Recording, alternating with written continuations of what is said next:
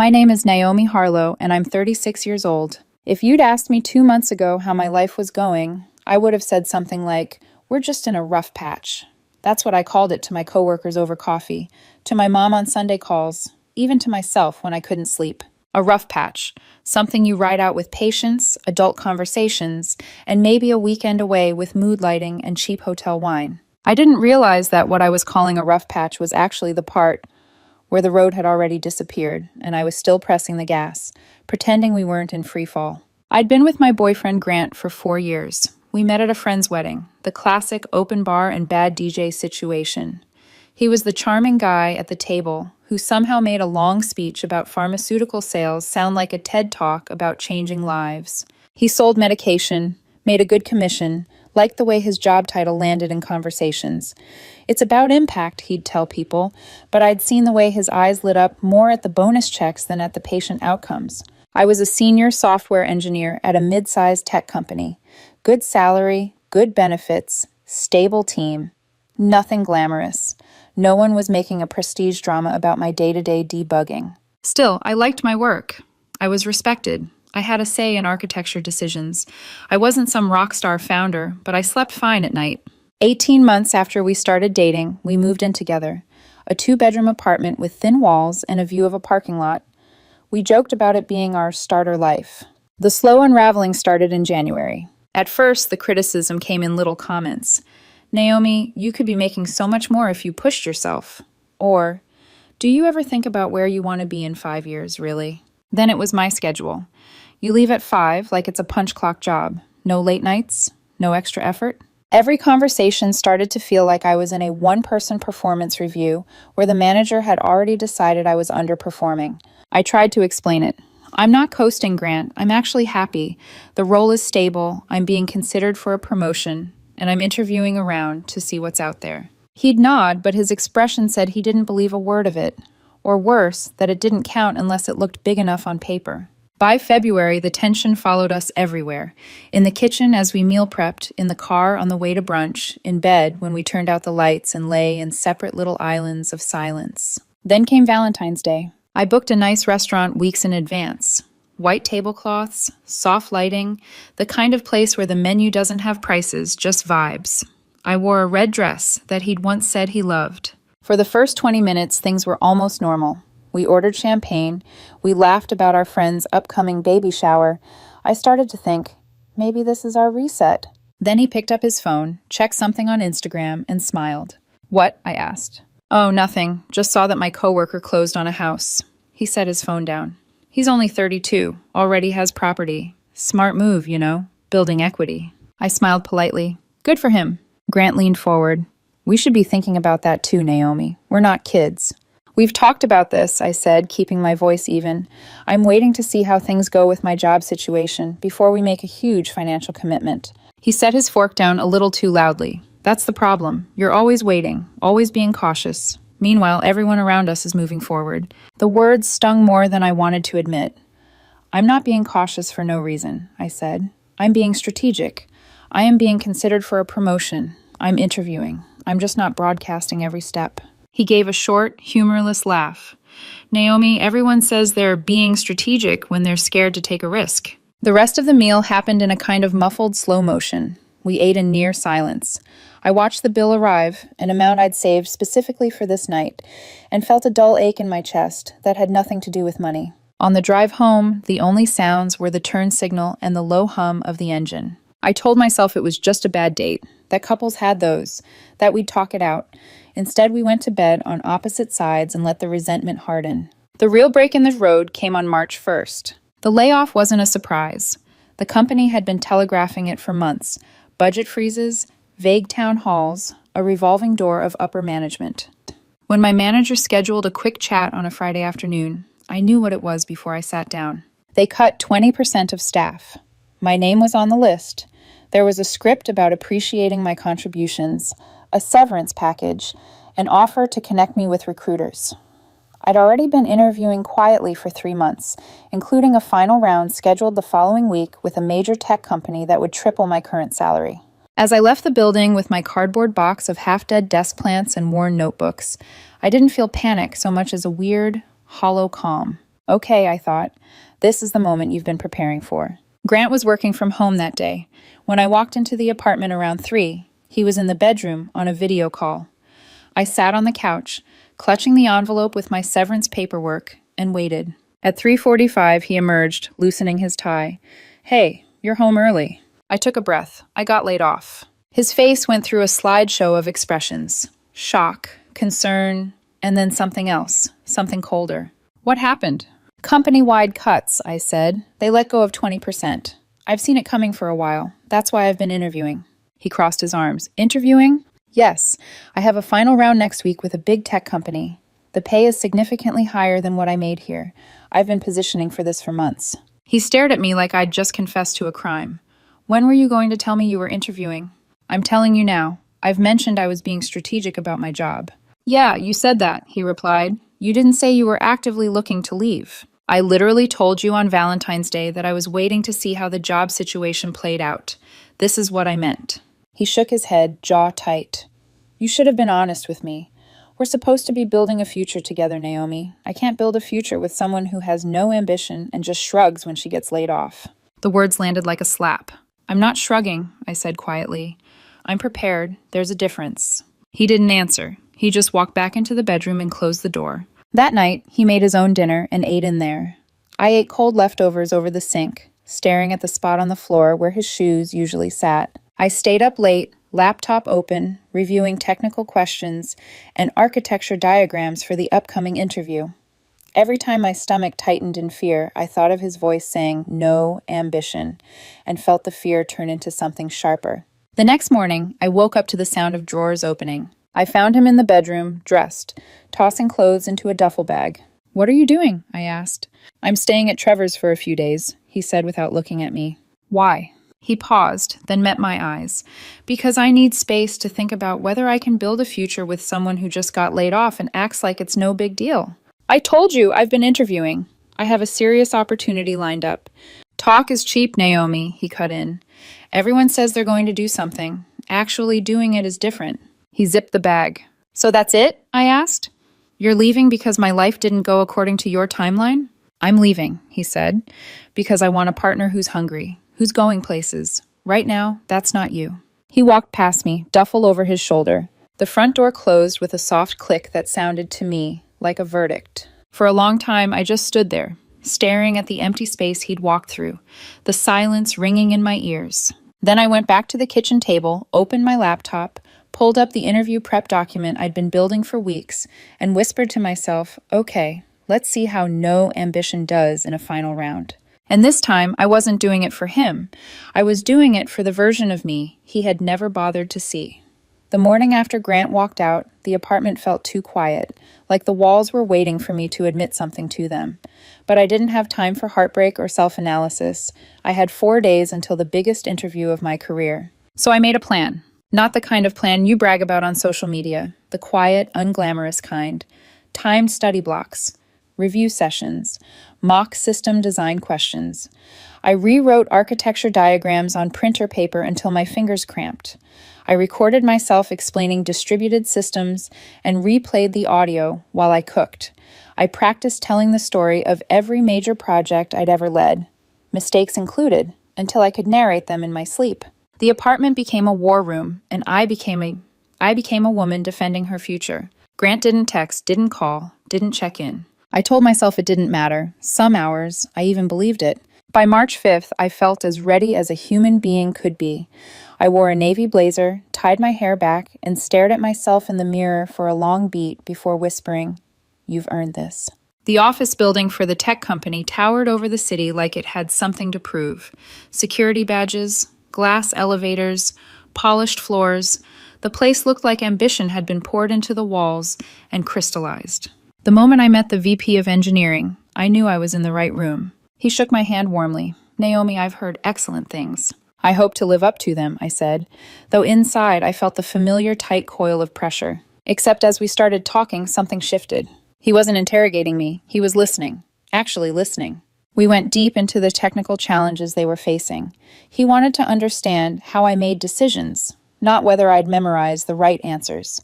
We debated architecture choices. We sketched alternative solutions on a whiteboard wall. At one point, he laughed and said, "I can tell you've been thinking about these problems for years." 2 hours passed in what felt like 20 minutes. When we wrapped, he didn't stand immediately.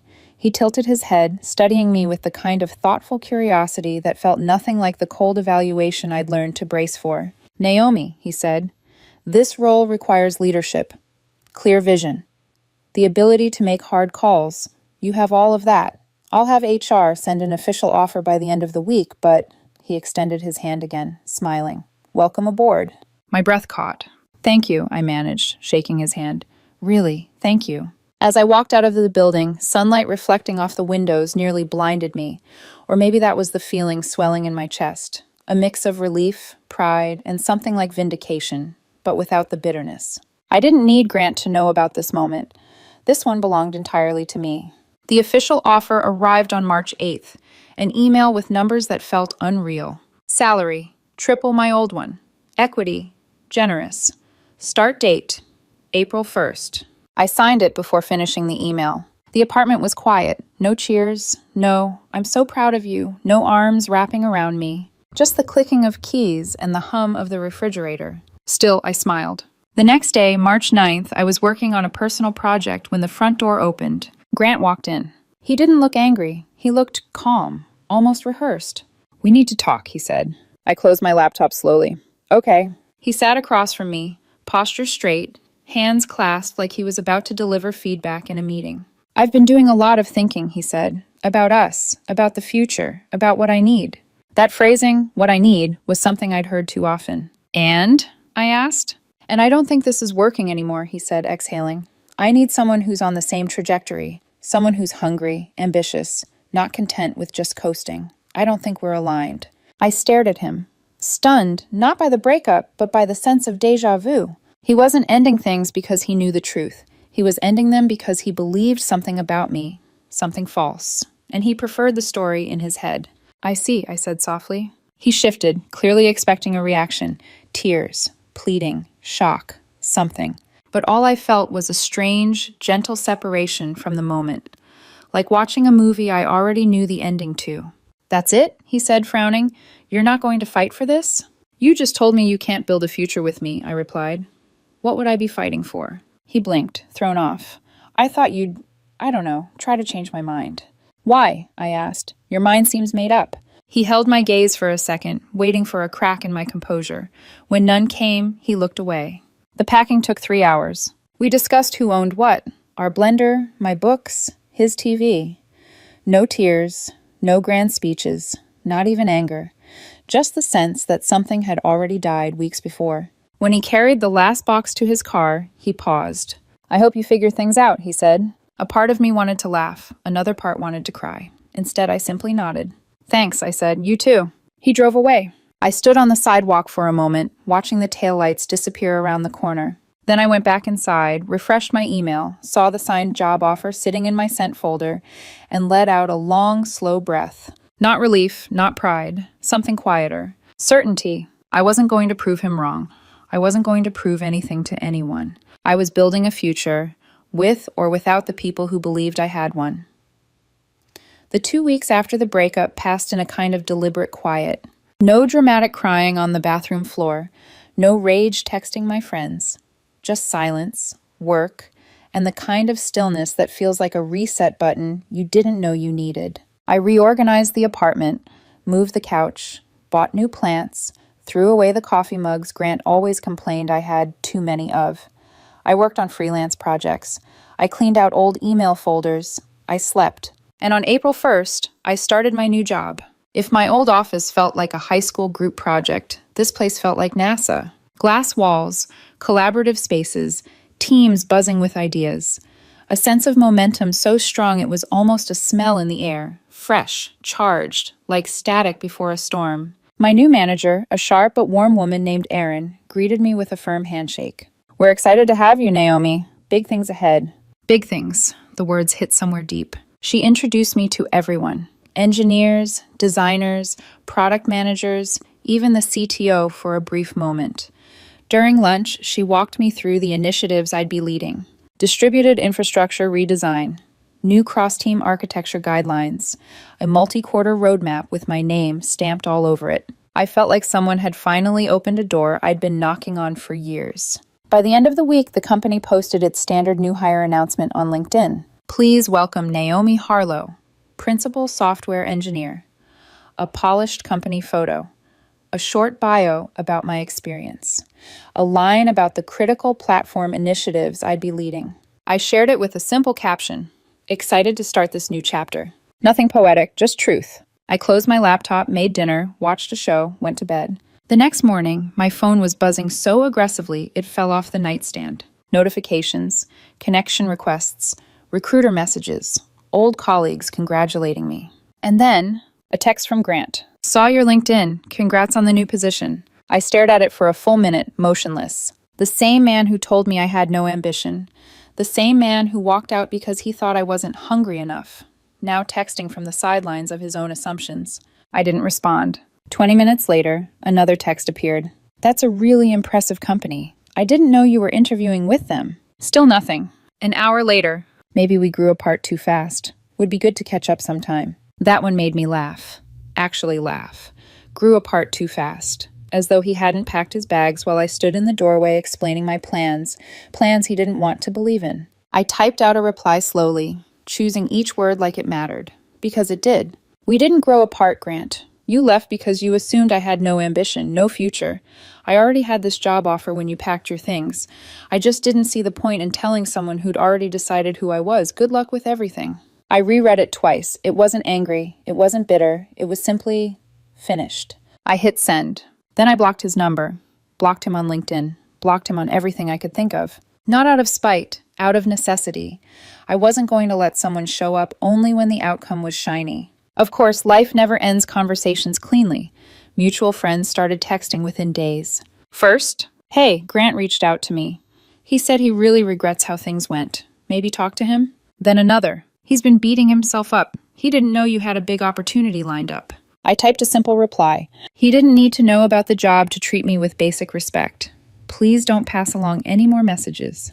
Most friends understood. One didn't. A friend named Melissa, who'd introduced us years ago, called me directly. Naomi, he's really torn up about this. I think he panicked. He thought you weren't motivated. But I told him I was interviewing, I said. He just didn't believe me. Still, he feels horrible. Can't you at least hear him out? Why? I asked calmly. So he can apologize now that he knows my title and salary? There was a long silence. I guess that does look bad, she finally admitted. It's not about looking bad. It's about showing someone who you are when things get hard. He walked away while I was still mid-stride. Melissa exhaled into the phone. Okay, I'll stop pushing. I appreciated that. Truly. Because the truth was settling into me like a new foundation. I didn't need closure from Grant. I didn't need validation. I didn't need him to understand what he'd missed. I just needed distance. By the end of April, I wasn't thinking about him anymore. I was too busy. Designing architecture proposals, leading meetings, earning trust, belonging in rooms I used to dream about. I'd wake up with energy. I'd fall asleep with purpose. I'd spend entire days without once remembering the man who told me I wasn't ambitious enough. Until early May. Because that was the night I saw him again. Unplanned, unavoidable, and with a look in his eyes I immediately recognized. Regret dressed as realization. But that moment belongs to later. For now, I was finally breathing freely. Finally steering my life without someone turning the wheel from the passenger seat. And I wasn't planning, under any circumstances, to hand the keys back. By early May, my life felt fuller than it had in years. Work was intense, it's the best way. Late-night architecture discussions, whiteboard debates, engineers arguing passionately over caching strategies. The kind of environment where ambition wasn't a performance. It was a shared language. Most evenings, I grabbed drinks or dinner with coworkers. Not because I was trying to network, but because, for the first time, I genuinely enjoyed being part of a team where people were building something meaningful. That's why, when we all decided to meet at a sleek downtown bar one Thursday night, I didn't think twice. We were at a high-top table, laughing about a bug that had taken 3 senior engineers and a prayer to fix when the air shifted. You know that sudden awareness you get when someone enters a room you used to love? That tightening in your chest like your subconscious recognized a storm cloud before your eyes did? I felt that first. Then I looked toward the entrance, and there he was. Grant, He walked in with a group of friends, smiling at something someone said, but his smile faltered the second he saw me. It wasn't dramatic, just a small, unmistakable flicker. Recognition, surprise, then something else, something uneasy. My coworkers noticed the shift in my posture and followed my gaze. "X?" one of them whispered. "Yeah," I murmured. "Want us to stay?" I appreciated that more than they knew, but I shook my head. "I'll be fine." Grant hesitated across the room, shoulders squared like he was preparing for some emotional battle. Then, after a deep breath, he walked over. "Hi," he said. "Hi. Can we talk privately?" My team exchanged glances. I nodded once, and they politely drifted toward the bar. Outside, the spring air was crisp. A car horn honked somewhere down the street. The city hummed with life, indifferent to whatever this was about to be. Grant stood there wringing his hands, a gesture I'd rarely seen from him. He used to be so sure of himself, so certain. "I've been wanting to talk to you for a while," he said finally. I didn't know how to approach it. "That's okay," I said. My voice sounded calm, even to my own ears. He swallowed. "I made a mistake, Naomi, a huge one." I didn't respond, just waited. "When you got laid off, I freaked out. I didn't realize you had a plan. I didn't know you already had something lined up." My jaw tightened, not from anger, but from the familiar weight of being misunderstood. "I told you I was interviewing," I said quietly. He flinched. "Yeah, but I thought you meant someday, not a principal role at a top company." "That's the thing, Grant," I said. "You didn't believe me.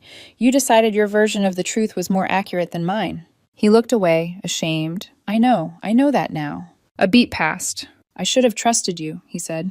"I should have supported you instead of walking out." I exhaled slowly. It would have been easy to let bitterness speak. But I already lived through that chapter. I didn't need to reread it. "You didn't walk out because I got laid off," I said. "You walked out because you needed me to fit a certain image, and when I didn't, you left." He blinked at that, as if realizing something for the first time. "I want another chance," he said softly. "I miss us." I looked at him then, really looked. He wasn't the villain of my story. He wasn't evil or cruel. He was just a man who needed the world to move in a straight line, who panicked when life zigzagged. But I was no longer willing to shrink myself to fit into someone else's comfort zone. "I don't," I said. The word landed gently, but it was final. "Why not?" Grant whispered, voice cracking a little. "Because when things got hard, you didn't stay," I said. "You didn't ask questions. You didn't try to understand me. You evaluated me like a risk factor and walked away." "It wasn't like that." "It was exactly like that," I said, still calm. "And I don't blame you, truly. But I can't build anything with someone whose support disappears the moment the future isn't shiny." He looked as though he'd been punched. But I wasn't attacking him. I was just naming what had already happened. "You can learn from this," I said softly. "Just not with me." He nodded once, then again, and just before he turned away, he whispered, "I'm sorry." "I know," I said. And that was that. I went back inside, joined my coworkers, and let the night carry on. June arrived. Summer sunlight spilled over everything, including my career. My team was hitting every milestone. Leadership kept pulling me into rooms I never imagined being invited to. I was actually excited to go to work every morning. Then I heard through a mutual friend that Grant was seeing someone new, moving fast, talking about the future. Good for him, I said, and I meant it. A month later, I heard they'd broken up. The reason? Apparently, she didn't think he was financially stable enough for long-term plans. The irony wasn't lost on me, but instead of schadenfreude, I felt detached amusement. People gravitate toward the lessons they need. He was learning his. I was learning mine. By mid-June, my manager called me into a meeting. "We're creating a new director-level role," she said. "Architecture and infrastructure. We want you for it." I stared at her, stunned. "That's a huge jump." "You've earned it," she said. "You've accomplished more in 3 months than some people do in a year. We trust your vision." The promotion came with another substantial raise. I now made more than 4 times what I'd earned at the job from which I'd been laid off. The job Grant had considered proof of my lack of ambition. When I posted a brief professional announcement on LinkedIn, the comments poured in. Congratulations, praise, support. Not from Grant, of course, he was blocked. But even if he hadn't been, I wouldn't have needed anything from him. By October, 7 months after the breakup, something beautiful happened. I bought a house. A modern 3-bedroom in a quiet neighborhood with big windows and sunlight that poured into every corner. It had a perfect office space, bright, spacious, mine. The kind of house Grant had once used as a symbol of how I wasn't moving fast enough. I moved in with a sense of peace I hadn't felt in years. Around the same time, I started casually dating someone new. Someone kind, steady, funny, in a quiet way. Someone who didn't measure my worth in promotions or titles. Someone who didn't need me to be impressive to believe I was valuable.